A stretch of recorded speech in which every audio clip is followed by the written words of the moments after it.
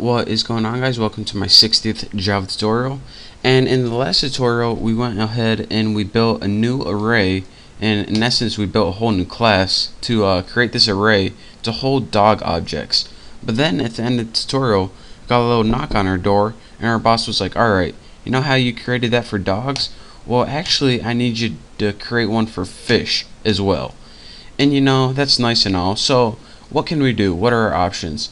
We can go ahead and create a new fish list and do this all again, or you know, then we're gonna have, if he comes back again and tells us to do it with dolphins or cats, we're gonna have to keep doing that again and again and again. So instead of just having to create class after class after class, I wish there was a way where we can only create one class and it could hold fish objects and dog objects and any kind of animal that we want. So then when our boss says, alright, I need you to actually create one to hold birds, we're going to be like, oh, you know what? Already done. Because we already built a sufficient and effective program to hold all classes of animals, even the ones that we didn't even know that were created yet. So how would we do that? Well, this dog list is nice, but let's go ahead and delete that right now. Delete and OK.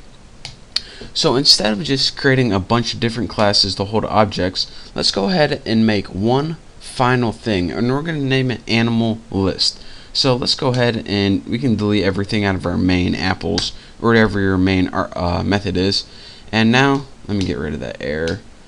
And now let's go ahead and create a new class by right clicking source, new class, and we'll go ahead and name this animal list. And this is going to be pretty much, let me run this little X is annoying me, there we go. And this is pretty much going to be the class that has our array to hold any type of animal, whether it be dog, fish.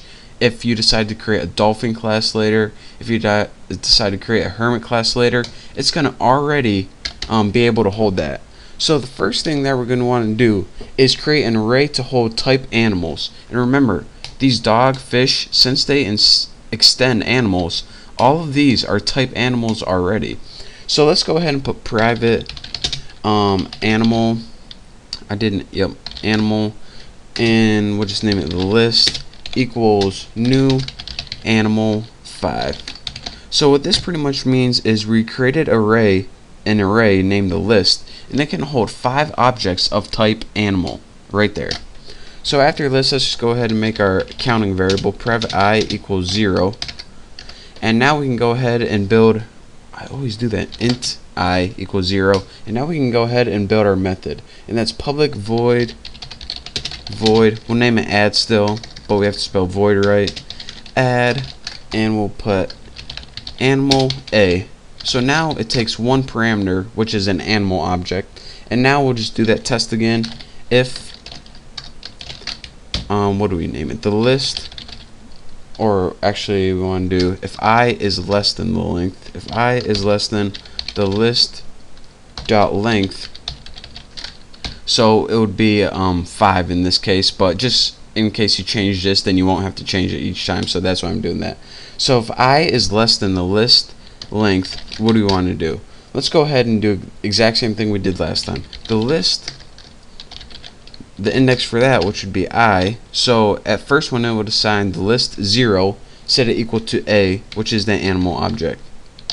Next, let's just give us a little prompt on the screen like system out print line, and we'll just have animal added at index space plus I. So this pretty much just gives you a little message on the screen, and the last thing we want to do is increment I, because if we don't, it's just going to keep adding to that same index over and over again. So each time this runs, it's going to change that counter variable that allows us to move to the next element in our array. So now that we got this animal list, it's going to take any animal object we have, and let's go ahead and I'll show you guys that right now. So in your main class, whatever you named it, I named mine apples, still don't know why. we can go ahead and create an animal list object from this animal list we just created. So let's go ahead and put animal list ALO, you can name it whatever you want, new animal list, bam, just like that. Now let's go ahead and create a new dog object, because remember that method takes an animal object as its parameter. So go ahead and actually, you know what I'll do? I'll create a new dog object and a new fish object. So dog, we'll just name it D because it's short and sweet, equals new dog, just like that. Then I'll put fish from our fish class, create an object from here, F equals new fish, like that. Now we can go ahead and call the add method in our ALO.add. First of all, we'll add that dog, and now we'll do ALO.add, and now we'll add that fish object. So now if we go ahead and run this, you can see, alright, animal added at index 1, this is the dog object, and animal added, animal added at index 0, this is the dog object, and animal added at index 1, that's the fish object right there.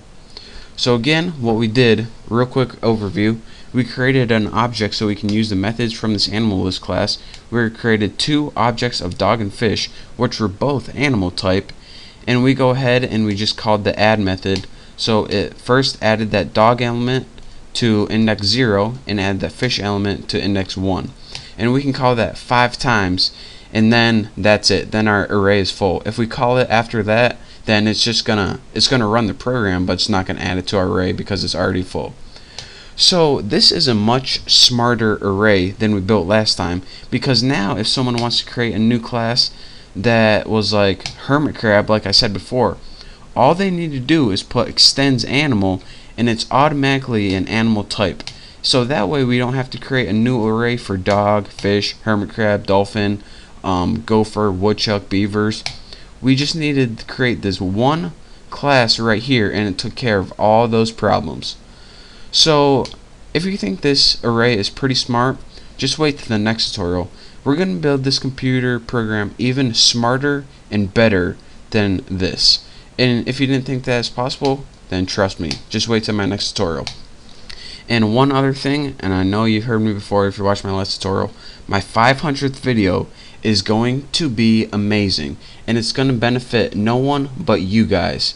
So a couple of you people might already know what that means, what I'm hinting at, but trust me, it's going to be the best video for you guys ever. So thank you guys for watching. Don't forget to subscribe, and I will see you next tutorial.